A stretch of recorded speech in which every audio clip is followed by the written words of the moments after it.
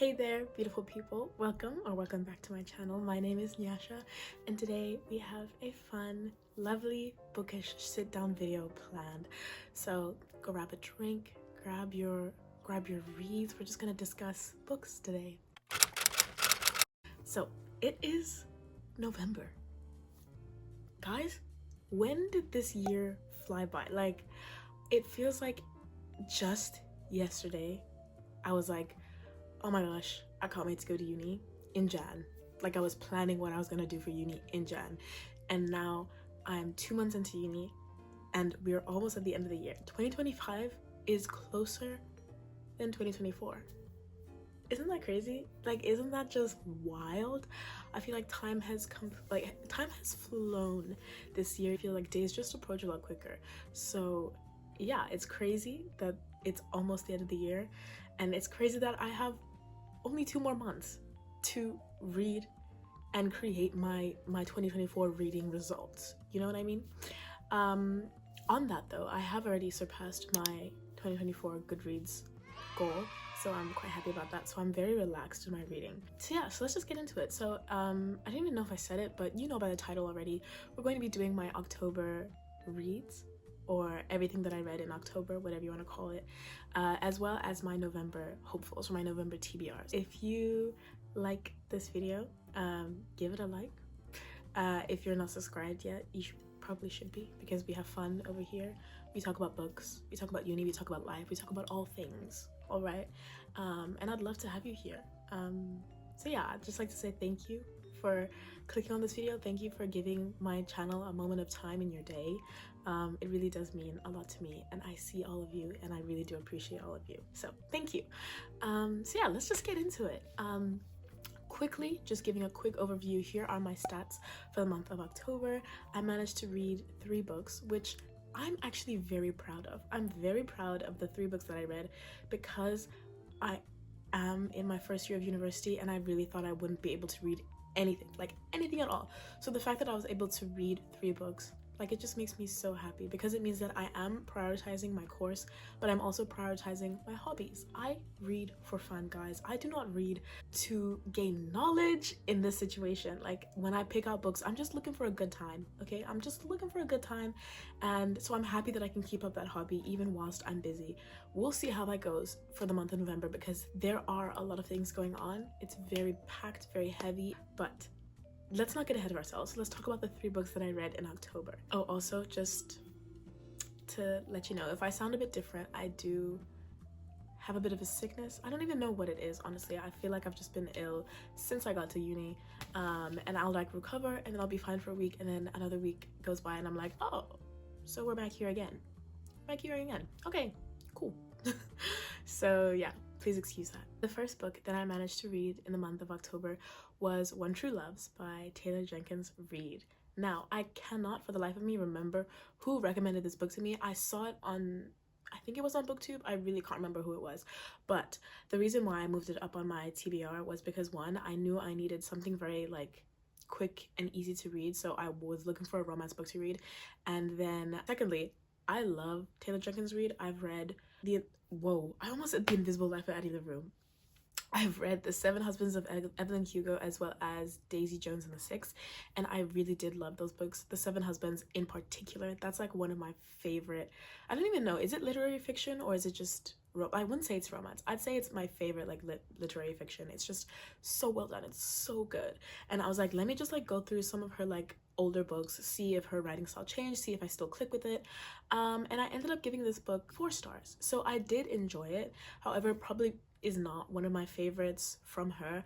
And I mean, I think I would recommend it, especially because it's such an interesting concept. So basically, the plot of the book is that you follow this main character. I cannot remember her name for the life of me, but you follow this main character, and she meets this guy in high school, and they fall in love. They become high school sweethearts, and they get married, and they are each other's one true loves.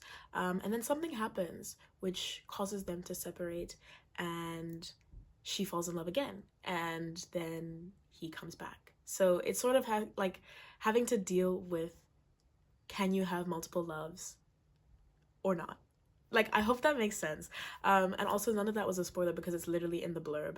But when I read that blurb, I was like, that is exciting. Like, that is the coolest love triangle that I've ever seen, especially when you find out what makes them separate and like what happens to them. It's so good, and just the way that everything was dealt with was so lovely. And I just love Taylor Jenkins Reid's writing. It's so easy to read, so easy to fly through, but it's also so beautiful. Like, the amount of quotes that I got from that book, amazing, incredible. I absolutely loved it. I think my only issue was that it did sort of get repetitive at some points, and I feel like it was longer than it needed to be, but I still enjoyed it regardless. And I really liked the topics that it like touched on, and like, you know, having that one true love. And if you like, the whole time that I was reading it, I kept likening it to the Magnolia Parks universe. Like, obviously not for the whole universe, but like for Magnolia and BJ, you know how Magnolia is constantly asking like, how many loves do you get in a lifetime? That is just the same quote that kept like running through my mind as I was reading this book, because it's basically trying to answer the same question. And I love that idea. I love that idea so much. You know, just bringing in the whole discussion about soulmates and just like having the possibility of loving multiple people, like to the core of your being. And I just love that sort of idea, that sort of concept. What can I say? I'm a lover girl. I'm a romantic at heart. But yeah, that was how I felt about When True Loves. I would definitely recommend it. It does cover some heavy topics, but I think it was done really well, and I enjoyed it. I had a really good time reading it, so I would check it out if I were you, because it's just so beautiful. I can't lie. The next book that I read, I actually bought while I was here, like one of the first books that I bought once I arrived in the UK, and that is Hello Stranger. I read Hello Stranger by Catherine Center, and I gave this book 2 stars. Okay, hear me out. So the reason why I picked up this book in the bookstore, I think I got it from The Works because they have pretty cheap books. The reason I picked this up was because I've seen Catherine Center getting a lot more popular because she has a lot more, I want to say like reserved romances. Like, there was no smut in this, and like there's no smut in any of her books. She writes predominantly closed door romances, so I was looking for something that was just quick and easy to read once again, because I was like, if I have uni going on at the same time, I just want something that I can just pick up and sort of like flip through like without much thought. So I picked this up, and yeah, it wasn't my favorite. It wasn't my favorite because I could sort of see everything that was going to happen before it happened, and so then it didn't feel like much of a revelation. But basically in this book we follow the main character, Sadie. I didn't even know her name was Sadie. Yeah, one thing about me, once I finish reading a book, unless it like changes my entire being and my whole core, I'm not gonna remember your characters' names. I'm not gonna remember their names. Like, if you ask me my favorite books, I'll tell you. Oh my gosh, Divine Rivals. It's Iris. Wait, maybe I shouldn't have chosen that one because I don't know the guy's name. Kit. Magnolia Parks. Magnolia, BJ, Julian, Jonah, Daisy, Christian. Like, I could go on. As I'm saying, if it's a series that's going to change my entire being, I'll remember your characters. If it's just a book that I read that I'm probably not going to think about again, I'm going to forget the characters' names. I'm so sorry. My brain does not have enough space for that. So, getting back to it, but we follow the main character, Sadie, and she is a struggling artist. She's a portrait, what are they called? Portrait artists? So yeah, she draws portraits, or she paints them rather. And she gets into this accident and she comes out of it with face blindness. And so we follow her as she's trying to, you know, continue her art career as a portrait artist without the ability to see faces. Also, we see her as she begins to fall in love. So it is a romance book. I hope that was made clear from early on. Yeah, this wasn't my favorite thing, not because it is a closed door romance. I have no issues with romances being closed door. I really could not be picky about whether or not there is smut.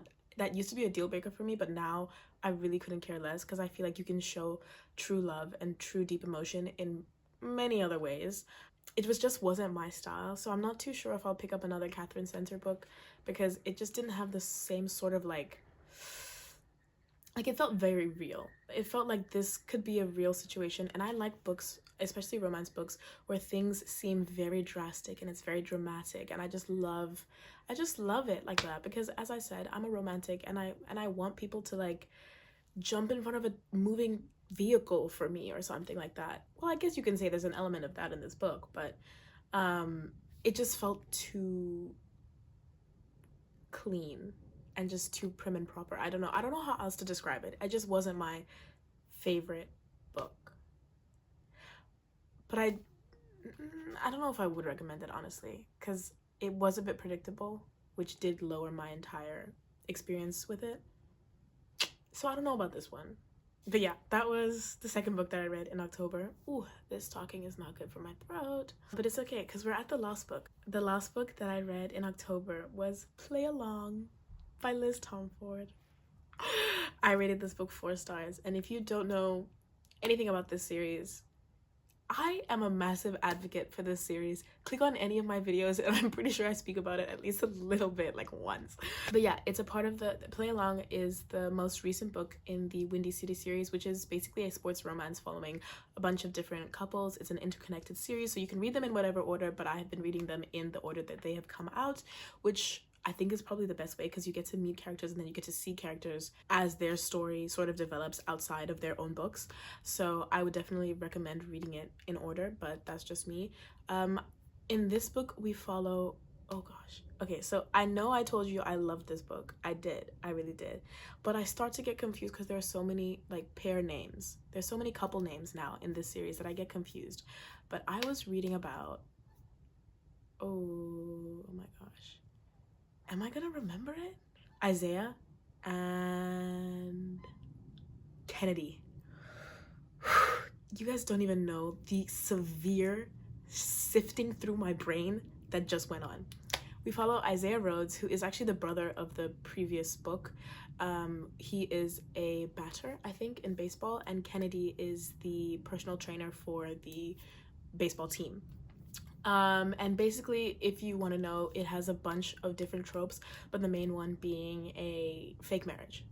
Yeah, the main one is being a fake marriage trope. So if you like that sort of fake dating sort of like vibe, then I'll definitely recommend this book. This is just a good, once again, just another good book that you can sort of just have at the back burner. It doesn't take that much commitment. I enjoyed it. Liz Tomford gets her points across very quickly.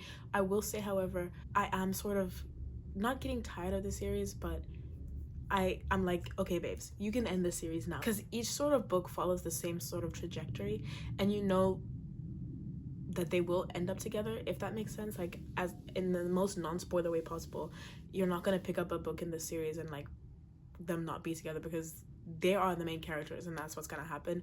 But the things that, like, the reason why it's so addicting to read is because of how different situations are dealt with. I hope that makes sense. I hope that makes sense. I hope any of this makes sense. I'm just trying to say that this is an enjoyable read, but it does get sort of repetitive after a while, especially since that was our 4th book, and I think she still plans on writing 1 more or even 2 more. So I mean, I will read them, but I probably will not enjoy them as much as I enjoyed the first 2 books. My favorite book in the series is actually the second book. That book, Ryan Shea, the man that you are. Anyways, so yeah, I can't really say much about the book because everything that I would say is a spoiler in a sense, but I enjoyed it. The banter was good. The one thing about Liz Tomford is she knows how to write men who are down bad, and that's what I want in life. That's all I want in life, a man who is down bad. I just love seeing that sort of combination and like watching people do the chase. I love watching people who are really down bad, especially guys, if they're down bad. I feel like that's a good thing, a nice thing to read about, because I feel like you hardly ever see it in real life. But yeah, it was an enjoyable read. I probably would not reread that one again, just because like I get the gist now. It was okay. I mean, I probably shouldn't have given it 4 stars because, as you can see, I'm not really that moved by it, but I really do just enjoy the world and the characters, and that's really swaying the way that I feel about that series. I really can't lie. So it is gonna stick with 4 stars because I just love the series, and I love how quick and easy it is to read through those. So yeah, those were all the books that I read in October. I hope some of those summaries made sense. I hope you understood how I felt about the books, because I just like talking about books, and if you read any of those and you have any thoughts on them, let me know. I would love to discuss them with you. I just want to keep this a safe space. So if you have thoughts, let me know your thoughts. But I thought that since this video was a bit short, since I just read 3 books, I would let you in on what I plan on reading for the month of November, which we are 6 days in already, and no books have been finished, which is fine. It's fine. It's just the book that I am in the process of reading right now is a little bit long. So I do not foresee myself reading more than this one book, but I do have multiple books on my TBR.